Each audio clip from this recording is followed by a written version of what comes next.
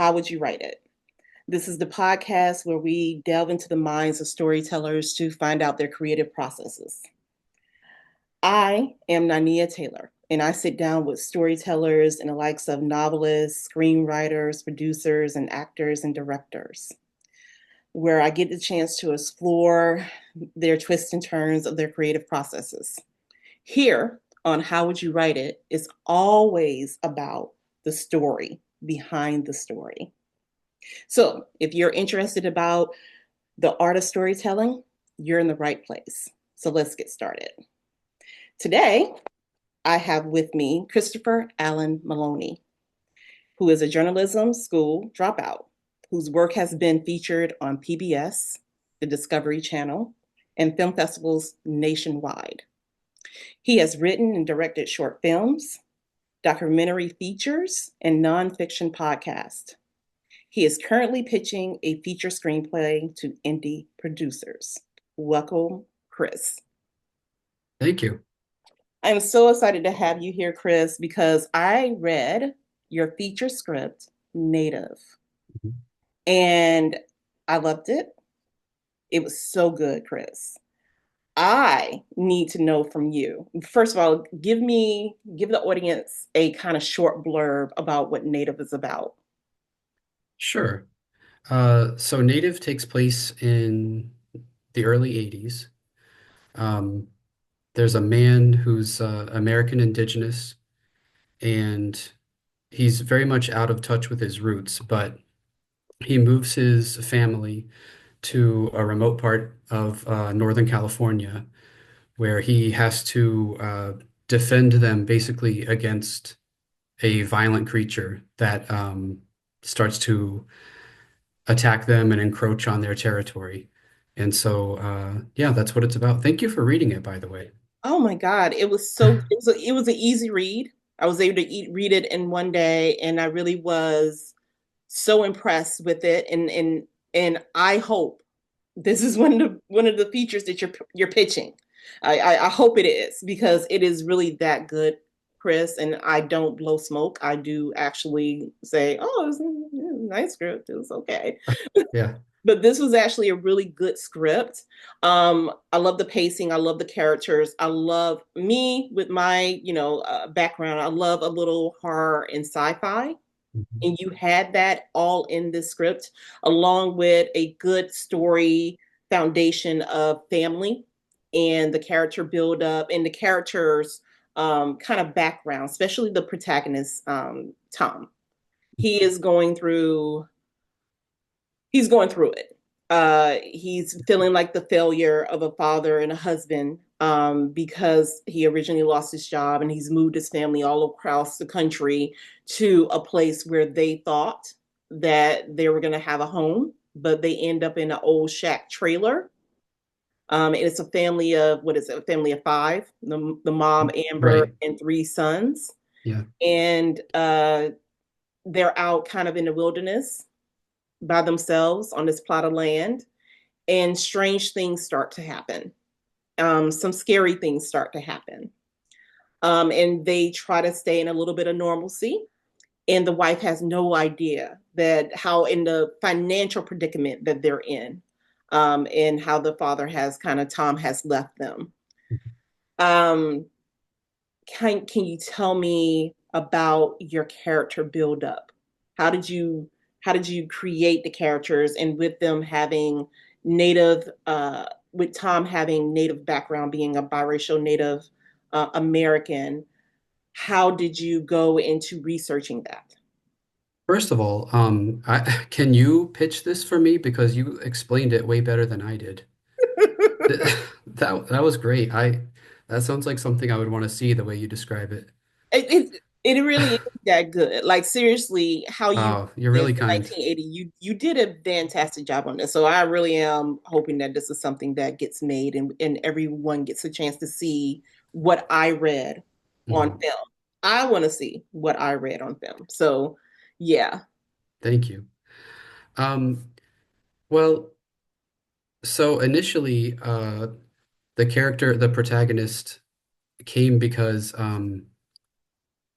you know, as a man, there are these certain, in my experience, there are these certain uh, milestones that you're expected to reach, or these certain roles you're expected to perform. Kind of a construct here in America about like how much money you should be making, the ways in which you should be providing for the people you care about.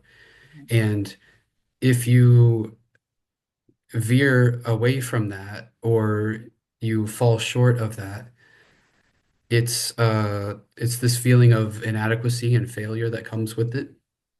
And Yeah. so that was kind of initially, I guess, the idea behind that particular character. Now, I'm obviously a white guy, Mhm. so uh so I'll say initially the character of Tom was not American Indigenous. So he was just a white guy.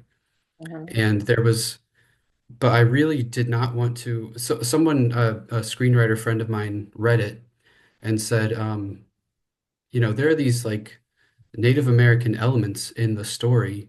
What if you just put that at the forefront? I mean, wouldn't that be richer? And so I confess that I felt kind of uncomfortable, I guess, trying to um, write for something, someone with a cultural identity that I don't have myself.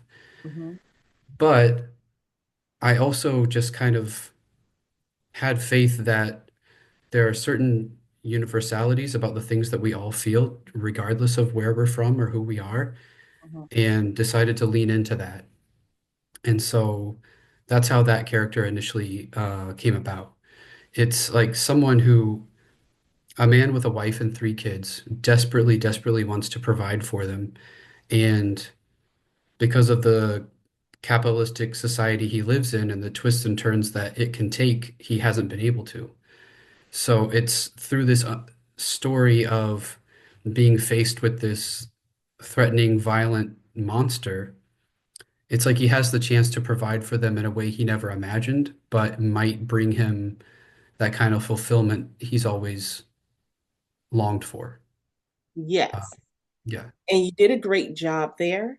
And I always tell people when they're writing outside of their comfort zone and they're writing for a different race, write Mhm. them as human beings. Yeah, exactly. Okay. Don't write anything stereotypical. And if Mhm. you're concerned about it, get a sensitivity reader to help and Right. make sure that you're not doing anything crazy in the script. But Mhm. you did a wonderful job here. And I Thank loved you. how you made sure to kind of vibe or pull in native folklore. Um, Mhm. it's a diverse cast in the script. And that's another reason why I loved it because it is a diverse cast in the script where I would love to see a lot of Native actors get a chance to, play these roles, especially the last two heroes at the end that you brought in. I kind of loved their roles. I Yeah. was like, oh my God, they need their own script to follow them on their adventures since they get pulled off the reservation a lot in circumstances like they had in this script. Right. Um, Tell me about the I always talk about when I'm talking to screenwriters, I always try to level the playing field for other screenwriters or novice screenwriters who are coming into this to make sure they understand that you don't have to be perfect right out the, you know, right out the gate with writing a script. When Yeah. you wrote the script, how many times did it take you to, how many drafts did you go through? Uh, I think that's a good question. I think three or four 3 or 4? before I You love find, that. but I mean, three or four like big beginning to end Mm-hmm. drafts. Like I said, when it started, Tom was a white guy. Mm-hmm. So I'll let you in on something also. The character of Keene, Margaret Keene, Mm-hmm. that was a man. So there were like some ways that I thought like, all right, so I'm a white man. Mm-hmm. I know how to write for a white man, I guess. Um, but wouldn't it be more interesting if it if I didn't just go to where I'm comfortable or to what I know? Yeah. So I think those were really the biggest things that changed. Hmm. And it, letting it's you have to be really vulnerable to let other people read what's so close to you and what you're working on.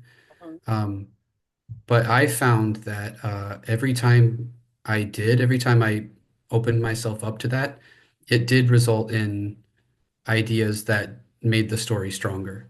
And better, yeah. I love the Right. fact that you made Dr. King a woman because she acted in ways that was to me crazy because her choices and her mindset was a little crazy. Yeah. She's single-minded. She was single-mindedly like, I just, I know, and you all, and I'm just going to pursue this thing, and you all wait and give me a chance, and you don't need to do anything about this thing because as long as I communicate with it. And she just made wrong choices at every turn to me on this. Yeah. And I'm not going to give, what happens to her in the script. But I felt like she was spot on. She's spot on. So you did a great job with her. Now, talking about characters, Yeah. which character was your favorite of the script? Oh. Hmm. I did really like writing for Dr. Keene because I somehow like I would I say she was my favorite character too, even as crazy yeah. as she was, and highly intelligent, but like you said, single-minded, Mhm. and she wouldn't consider danger. And I was just like, Yeah, it yeah. it's it was fun to write for somebody who's obsessed. Hmm. And I could almost I could see her in my mind and I could hear her. I could hear the way her voice sounded. Hmm. Um, if a story starts to tell itself, I think you're on the right track. Yes. So if a character starts to speak for herself, like that's way more exciting than something I am coming trying to come up with. Like to me, she was sort of talking to me by the end. I know that sounds nuts. Well, maybe No, not it for does not. writers. That No, it doesn't, does yeah. not. As another I writer, forgot who I'm it talking does to. Yeah. not. Yeah. Um, but so there are people who, you know, Bigfoot researchers Hmm. who really are that single-minded and are that crazy and are that obsessed.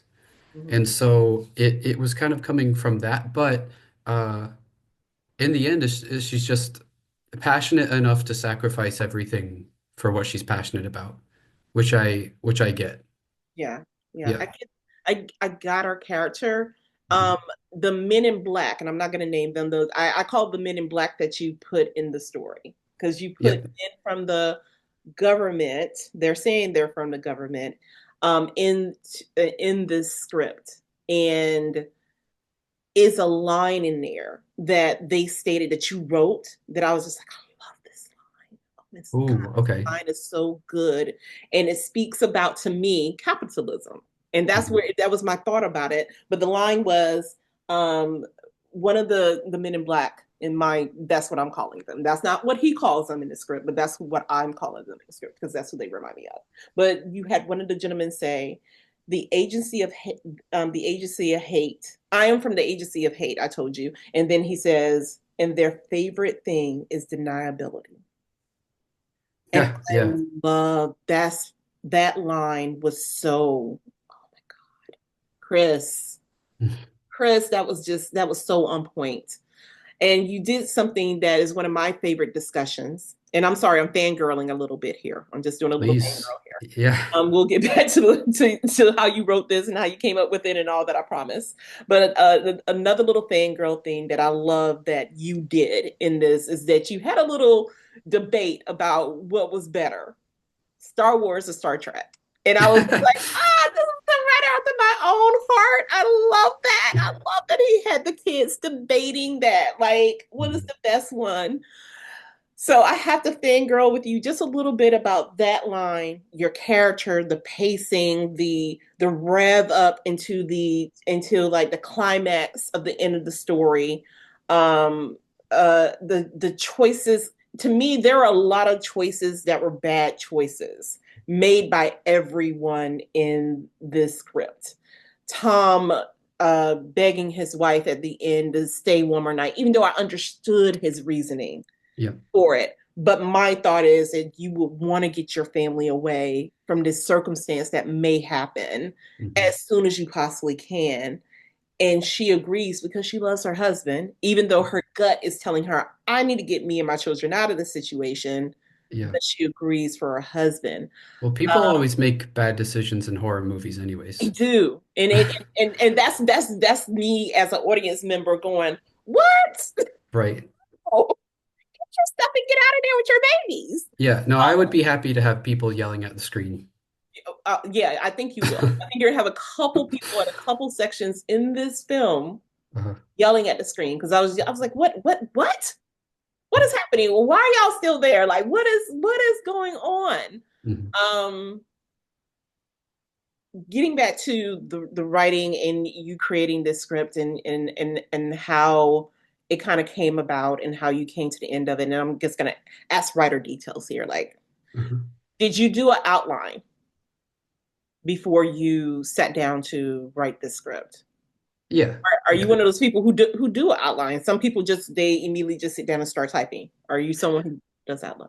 No, that makes me crazy to think about. No. Yeah, I have a bunch of my outline is not very sophisticated. It's a bunch of post-its or index cards and or like specific moments that are already really vivid in my mind. Uh-huh. Even if there's not, even if I don't see the thread yet of how it's a story. Um, so if I have those moments, like 5, 6 moments, that I think could be like a whole scene, then the job is just to find a way to connect all those moments together. Okay. Yeah, so that's really what my outline looks like. Like just writing down like the big kind of thrusts forward and then figuring out how to connect all those thrusts together from beginning to end. Was there ever a consideration of not making Tom? I'm not. Uh, I don't want to give it away. Mhm. I Of appreciate not that. having such a happy ending. Um, yeah. Yeah, I don't I mean I think it's kind of a I wouldn't say it's a happy ending necessarily. Um I Yeah, think it yeah, yeah. I Hmm. mean it's I think the whole endeavor of everyone in the last like third of the film, Hmm. even a happy ending is not really a happy ending. Even if they accomplish what they're setting out to accomplish, it's really kind of a shame. Yeah, And I know we're being ambiguous, it's some but scarring going on at the end mhm, for the characters. mhm. There is some scarring that I'm like, y'all, everybody needs to seek therapy. Yeah. I Yeah, I think agree. That's not a bad take. at the end, I'm saying happy, but Mhm. all of them, I feel like all the five members of that family need therapy, and then by For the end of sure. this film, Right. to figure out how to move forward as a family, because there are some things there that I was just like, I don't know, as a wife.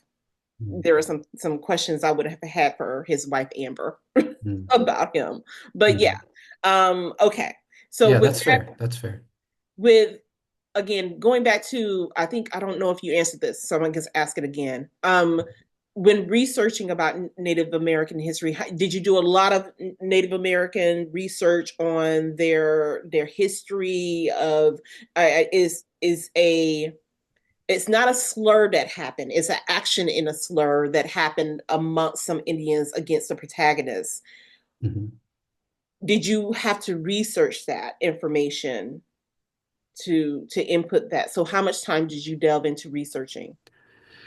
Yeah, I think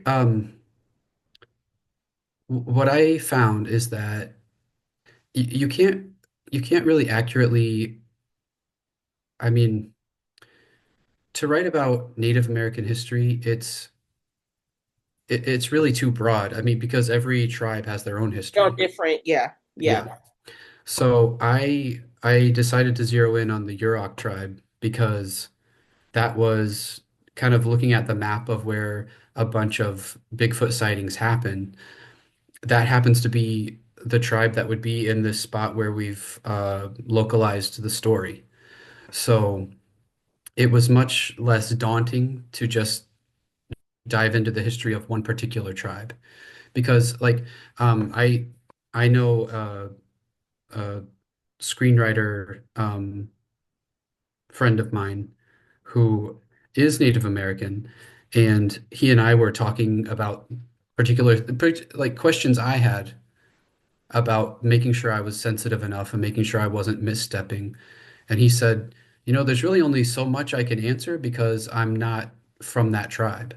So even though I am American Indigenous, I'm not Yurok. So what I can answer broadly, I can't answer specifically. And So I think you that, kept it on a high level, from what I mhm, read. For Bigfoot, did you do yeah, a lot of research on Bigfoot for this film? yeah, definitely. I mean it comes from a lifelong interest in Bigfoot. I mean, from the time I was a really little kid. And I mean, one of the documentaries I worked on some time ago was actually a collection of like creature sightings that people were sharing that they've had of like creatures like Bigfoot or other things that there's no proof that they exist. Hmm. But there's so much, um, I mean, I've looked in the eyes of people who are telling me about these pretty unbelievable things that they swear they saw and that they swear actually happened to them. So the conviction was really probably the most interesting part about a legend like Bigfoot. I'm not going to say whether I don't know whether or not, you know, Bigfoot exists. I mean, there's a really rich history of stories of like the hairy man that lives in the woods that come from Indian tribes here throughout America. So it yes, so to answer your question, yes, I did do research into that, but it came from kind of a lifelong interest in that subject in general, and never really seeing it. I've never really seen the topic of Sasquatch or Bigfoot taken like seriously in a movie. Hmm. Or, You're right. I mean, like we have Harry and the Hendersons, and that's a Yeah, comedy. yeah, Yeah, and that's a cool movie, but it's not. I wanted for it to actually be scary. you did that. And yeah, for it to be scary and for it to like ask some questions about society too, which horror is so good about being able to do. Well, I love it. And it reminded me of this real life story I heard about a family going to a national park. And the I think the father, they had stopped somewhere to eat, like in the park, like it was a sitting area, and they were with another family, and their younger son was not that far away from them, like probably maybe 10 feet away or something, 10 or 15 feet away from them. They had turned their back, and he was near a big tree, and they Mhm. turned their back and he was gone like that. And Mm. they did a huge search for him in this national park. And one of one of the hikers on a trail said, "Well, I saw this big thing, like carrying the little boy had like a parka, whatever, Mhm. raincoat Yeah. or something on, that it was a Mhm. yellow raincoat or something like that." And he said it had something yellow under its arm going through the woods. Mm. And that was the whole thought about, and that was a real life story Right. of, of someone believing that they saw Bigfoot taking a child away, kidnapping a child that they never found. They never found that child, and they never. Yeah. There are a lot of missing persons Mhm. cases that happen in national parks. Whew. And it is scary. It's scary stuff. There's a story just a couple weeks ago. Two men went searching for Bigfoot in Oregon and died from exposure. Like their bodies were found. So, I mean, it's not all fun and games when it comes to Bigfoot. Like it can be really sinister. That is scary. Mhm. So, with your real life kind of like, because I'm a sci-fi girly and a horror girly too, are are there any other stories that you've written that you've gotten influence from your real life kind of, uh, curiosity about? Um, how do you mean exactly? So, like, this was written about Bigfoot, and because you had a curiosity about Bigfoot since you were younger, are there Yeah. any other stories or any other creatures that has any other stories that have been influenced about your curiosity about any other mythological folklore creatures that you've written? Um, no, Bigfoot is kind of it's always interested me. I mean, there are other things that interest me also. Mhm. Um, but no, Bigfoot is the one that pulled a story out of me though. Okay, so is Yeah. this your only horror story? Is this your only horror story that has a mythological creature in it? I've never written horror other than this. And Oh, I really? wasn't This is your first? This is so good, Chris. Okay, okay, okay. I Okay. no, I mean I wasn't even like calling it horror. Oh, okay. I'm sorry. What would you call this genre? No, I do now Okay, because somebody who read it said, no, once you introduce a monster in your movie, it's a horror movie. So that just get comfortable with that term. okay. So yeah, no, I'm good calling it that. Okay, so Uh, what other genres have you written on, and what other stories would you like to let our audience know about? yeah, so I directed a short film it's some years ago, and it was it's a drama about a boy in foster care who ends up becoming good friends with his elderly school bus driver in this rural area of Tennessee, and the two of them kind of form this unexpected friendship just in the brief time that he's placed in this particular foster home that happens to be on the route of the bus.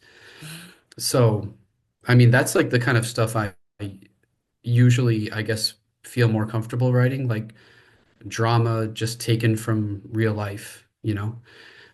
So my approach for Native was to treat it as realistically as I would anything else. So, even though it's dealing with a monster, I'm thinking about if you see something that you don't think existed, Mhm. um, you have to make a choice whether to believe what you're seeing or not. And if you believe what you're seeing and it's a threat to you, then you have to make a choice to try and protect yourself and protect the people you care about. So all those are like real life questions that we face every day, like taking care of people we love and taking care of ourselves and um, responding to fear. So I think my background in documentary nonfiction and then like realistic fiction all informed this thing. So it's I'm comfortable calling it horror, but it's like grounded, you know what I It's mean? very grounded horror. Yeah. Um, Basically because of the family dynamics that you have here, and how they react and handle each other with the crazy going on, but how they are kind of, solidified as a family and the wife and the husband's relationship. I thoroughly enjoyed this script. Like I said, I read it in one day, and and I I'm really was glad. like, I gotta see what happens at the end here, especially Yeah. when you introduced Dr. King, because she Uh-huh. was okay, boo boo, but she was my favorite character of the script. Yeah, So, I would say so. Part of my research was I've listened to hundreds of stories of people like testimonies of seeing Bigfoot mhm, or like people who at least believe they've seen Bigfoot. And like what happens when you see a monster, yeah, um, you don't stop and think, well, that doesn't really exist, so I think I'm good. You respond. mhm. Like you run for your life or whatever. That's the part that's interesting to me, is that treating something that can otherwise be laughed off as a joke, treating it seriously. And I Um, love the fact that you made the character weary about telling people what he saw because right. people would not believe you. If I came out and was like, listen, I just saw Bigfoot, you go, Mhm. okay, you're tripping. You saw a bear. You saw a wolf. That wasn't Mhm. Bigfoot. Maybe somebody Right. let an ape out, in the city or Mhm. something like that. But every excuse in the book, someone will give you either you're crazy or you saw something totally different than believing that you saw a mythical creature. Yeah. Yeah, there are, I guess, um, there are a lot of hunters who have stories about like weird looking bears. They Mm-hmm. won't say Bigfoot, Mm-hmm. but they'll say that it was a weird looking bear, Mm-hmm. because they know there's a stigma that comes once they veer into that territory.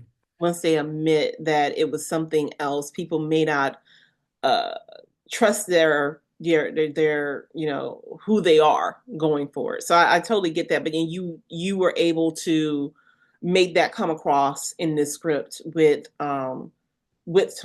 So I really saw your work in that, and your research and your curiosity about Bigfoot came through in this script.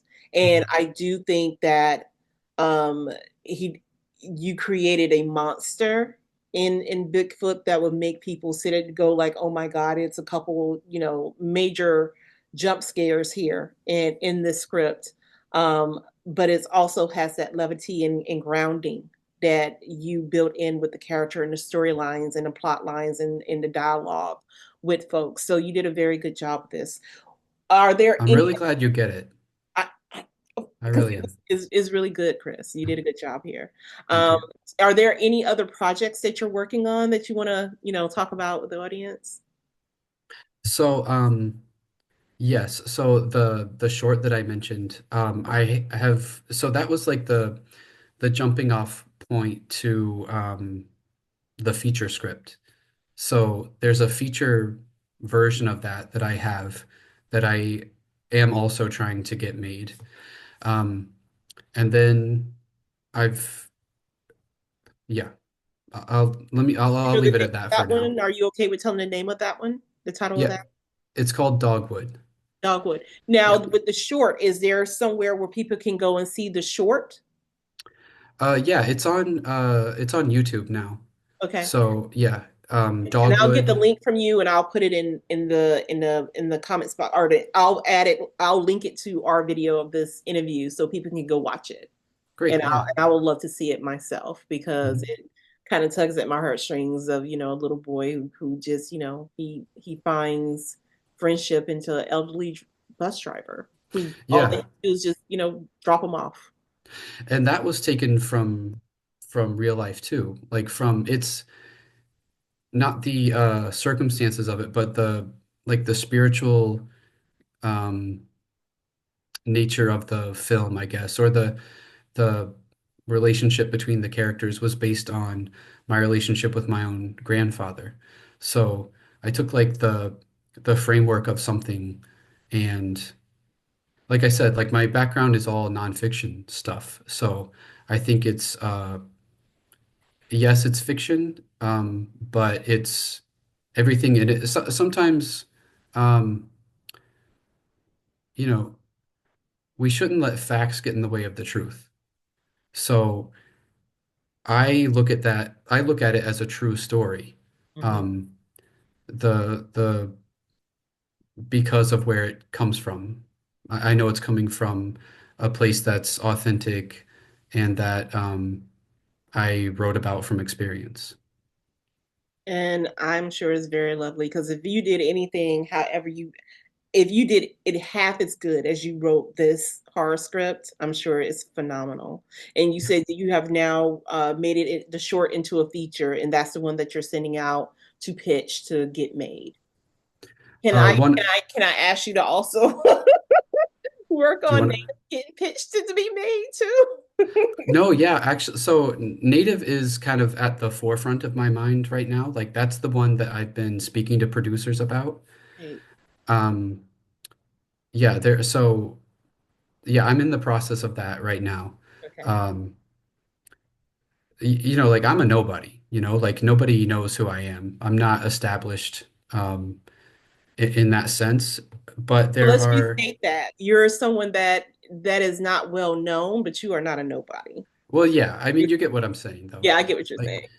but that's one of the great things about horror is that it can be so effective with very limited means, very limited budget, Mhm. so that someone whose name doesn't ring a bell could come forward with an idea and connect with other people who want to put something together, um, not necessarily with the support of a major studio, but still make something that resonates with people. And that's kind of like what's happening. That's the process I'm going through right now. And with this film, reading the script, you don't have that many locations. You have the factory, Yeah. you Hmm. have his car, the truck, and you have the Hmm. woods where the trailer Yeah. is, the woods surrounding it. So really is low location. Hmm. Um, I mean, I don't know. I'm not a graphic artist, but I can't see it being um, that expensive to create the monster Right. that Bigfoot, because you do a very good job of not really showing us his full body until the end. You have a Hmm. way of presenting him and the movements of his body, of how he uses his body in different forms and different ways, so you really don't show him fully. And how you do it is just so creepy. It's just it's so creepy how you did it. I But mean, yeah, what you don't see and what you imagine is way scarier than what you're shown. yes, Yeah. yes, yes. And you did that so very well in the script. So anyway, I'm gonna stop fangirling now, and I'm gonna give you a chance to tell everyone where they can find you. Where can they find you? Yeah, so Christopher Allen Maloney, I'm on YouTube and Instagram, and I'm doing a podcast myself actually called Why This Movie, which is asking people, it's very simple. Like I ask people what their favorite movie is, Mm-hmm. and then we talk about why it has a personal connection to them. So they can look for that too. It's Why This Movie, anywhere you find podcasts. That's what I've been working on lately. Love that. Whenever you feel like it, and you got anything else, like if you have some good news, or if you Uh-huh. have anything else You'll that be the first to know. yeah, I want you to come back. I want you to come back. Now, Mhm. I always ask everyone who comes on the show this question. Is there a show, a TV show, a movie that you wish that you had a chance to be a part of in the creative process? That you and if so, what would you have brought to the table that would have been slightly different for that show or TV movie? Right. So one of the characters that keeps getting reimagined time and time again is Peter Pan. Mm, Going back from uh, Peter Pan was adapted in the silent film era, hmm and then like very famously we know the Disney cartoon, and then Hook hmm from Spielberg, and then the live action Peter Pan in the 2003, I think it was. Like Peter Pan has appeared so many times in so many different film versions, and I don't think there's a single time when that character has really been explored the way he appears in the source material. Not quite. Well, that's true because he was Yeah, not a great character in the original source I material. mean, yeah, I love the book so much.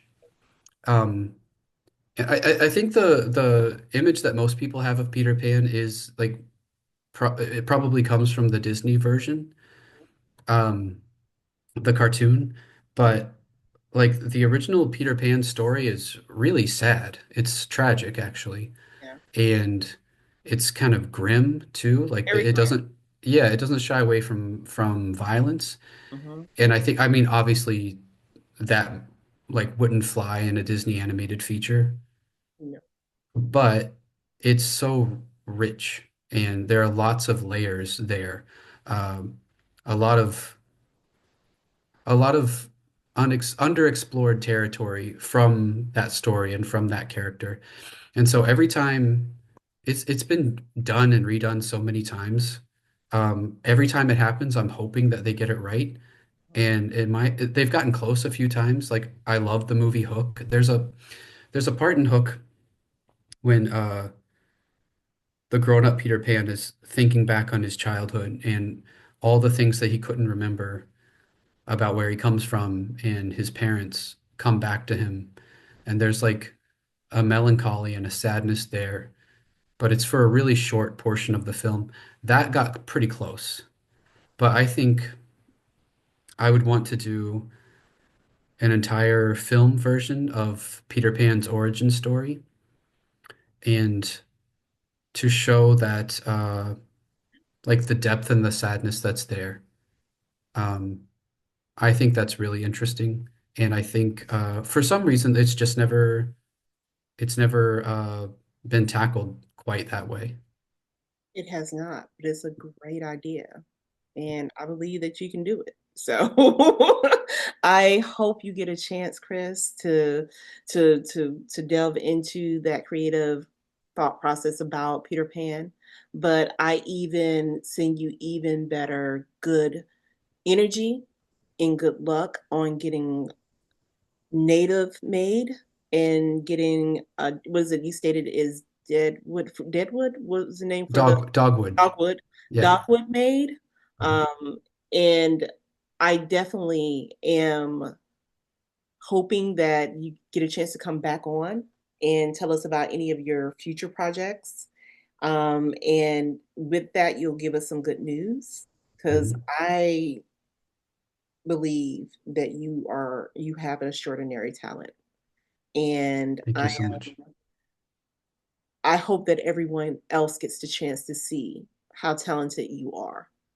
And with that, I want to also make sure everyone gets a chance to come onto your podcast and see your podcast and get a chance to talk because it's always great talking to people who are in the industry working and writing and they get a chance to talk about films themselves and have that kind of in-depth conversation about their view of what is out there and what IP has been created. So that's a fantastic idea for your podcast. Including you, right? Oh, listen, you invite me on. I Yeah, absolutely, I got you. will. I got you. Let me know. I All would right, love to come on.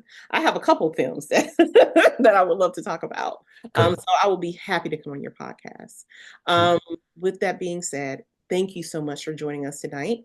I will make sure to link your film, your podcast, and where people can find you in this interview, so folks can find you and look at your work. Again, thank you so much for coming on to How Would You Write It? With that being Thank you. said, I always say to anyone who's watching, How Would You Write It? If no one has told you today that they believe in you, that you can do this, that is a reason why you have been graced with this skill, this talent, even if no one has said that to you today, believe in yourself because I believe in you. It's a tough road doing this. It's a singular job. There's no one telling you to keep going. You often have to tell yourself to keep going. And so I'm just going to be the little word, the little voice in your head today. You got this. Keep doing it. The world deserves to hear your voice, to see your project, to see your gift in the world. And we will see you next time on How Would You Write It?